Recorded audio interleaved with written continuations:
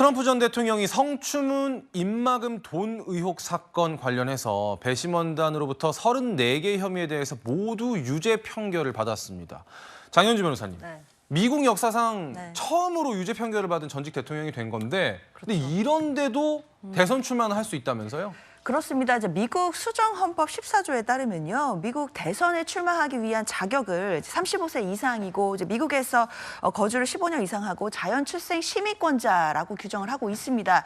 그렇기 때문에 여기에는 뭐 형사 판결이라든지 뭐 유죄 판결이라든지 이런 규정이 없거든요. 예.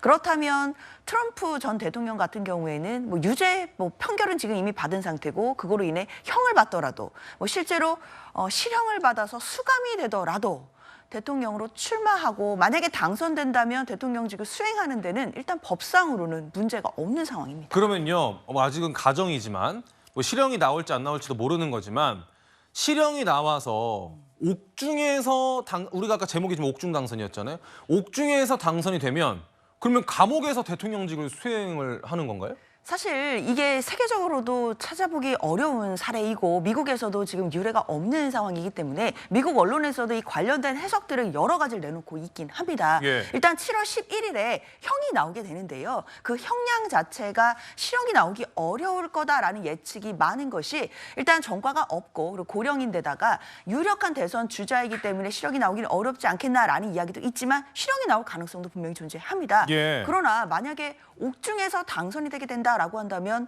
감옥에서 국정을 수행할 수는 없잖아요. 네. 그렇기 때문에 형을 유예해주지 않겠냐라는 해석까지도 지금 나오는 상황이기 때문에 사실 7월 11일에 어떤 지금 형사 판결이 나올지에 따라 미국 내부의 정치 지형도 굉장히 혼란해질 것 같습니다. 임주혜 변호사님, 네. 만약에 우리가 계속 가정을 하고 있어서 좀 그렇긴 한데 그렇게 되면은 셀프 사면도 할 수 있는 거 아니에요? 대통령이 되면? 그렇죠. 대통령의 사면권 이런 부분을 행사할 수 있는 것 아니냐 이런 얘기도 나오고 있습니다. 근데 스스로 본인이 지금 죄를 지은 상태에서 본인 스스로를 사면할 수 있는가 이런 부분도 법적으로 충분히 쟁점이 될 수 있고요. 뿐만 아니라 그러니까 형 집행 정지 같은 부분 내가 지금 대통령직을 수행함에 있어서 큰 위해가 발생하기 때문에 당장 일단 집행을 정지해달라 이런 부분도 고려는 할 수 있지만 정말 유례 없는 일이잖아요. 예. 대통령이 어떤 옥중에서 당선된다 이런 부분 아직 미국 내에서도 또 법조계에서도 어떤 식으로 이게 운영이 될 수 있을지는 좀 해석이 분분하지만 앞서 말씀 주신 것처럼 아직까지는 이제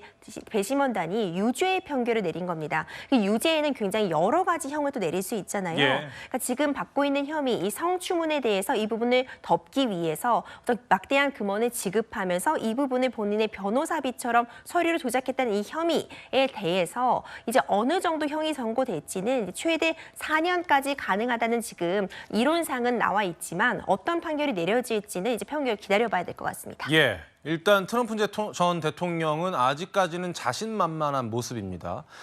판결 다음 날에 기자회견을 열고 당당한 모습 보였는데 일단 모습 보고 이야기 이어나가겠습니다. As far as the trial itself, it was very unfair. It was a rigged trial. So we're going to show them that we're going to fight crooked Joe Biden, the worst president in the history of our country. He's the worst president in the history of our country. November 5th is going to be the most important day. 구장훈 차장님. 네. 트럼프 전 대통령 스스로도 당당하다고 하지만 그 배경에는 이제 지지자들이 있을 거 아니에요. 그렇습니다. 지금 뭐 사실상 지금 이제 공화당 대선 후보로 확정이 됐기 때문에 이 11월 5일 본선거만 앞두고 있습니다. 예. 유죄 판결이 나왔다 하더라도 실제 유죄 판결을 받는다 하더라도 대선 출마에는 걸림돌이 되지 않습니다. 자신을 향한 강력한 지지층과 팬덤이 형성이 돼 있기 때문에 그렇습니다. 그런데 이제 저는 앞으로 미국 그 민심, 여론이 어떻게 흘러가느냐는 좀 예의주시해 볼 필요가 있어 보입니다. 일반적으로 사법 리스크와 사법 처리는 좀 다르지 않습니까? 예. 리스크는 말 그대로 유죄일 수도 있고 무죄일 수도 있지만 사법 처리라는 것은 이번 트럼프 대통령의 경우는 유죄, 미국 영어로 guilty라는 아주 낙인이 찍혔거든요. 예. 이 사람은 죄가 있다. 그러면 죄가 있는 것을 인정하고 대통령을 시킬 것인가 아니면 이런 죄를 지었던 사람이기 때문에 판단을 좀 달리 해야 될까. 어떻게 보면 중도 유권자들의 경우에는 이번 그 판결 그리고 1심 판결에 따라서 이 여론의 향배가 달라질 수 있기 때문에 트럼프 대통령의 사례는 이 사법 리스크가 사법 처리가 됐을 때 민심에 어떤 영향을 주는지 아주 중요한 바로미터가 될 것으로 보입니다. 이 판결 반나절 만에 뭐 후원금이 480억 원이 거쳤다 이렇게 얘기도 나오고 지지자들이 여전히 지금 뭐 재판에 굉장히 불만을 표출하면서 지지 유세를 이어가고 있는데 네.